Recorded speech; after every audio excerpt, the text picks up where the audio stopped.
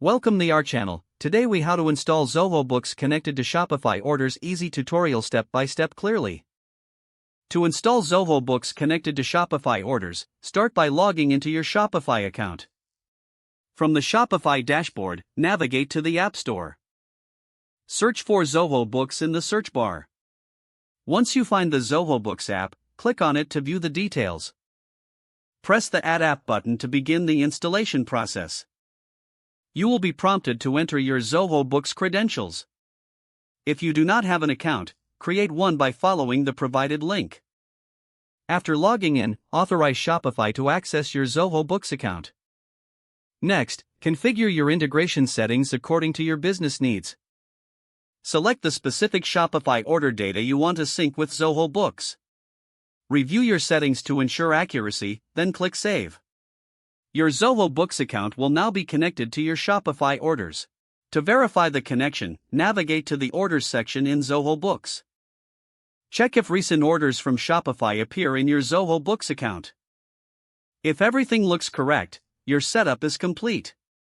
For any issues, return to the integration settings to troubleshoot. Regularly monitor your accounts to ensure seamless data synchronization. If the page does not load, refresh the browser or try again in a private or incognito window.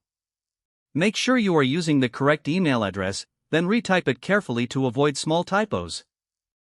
If your password is not accepted, use the reset option and create a new strong password you can remember.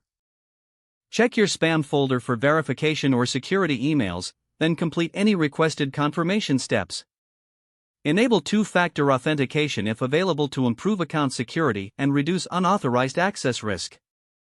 After signing in, review your profile details so your contact information and settings are accurate and current.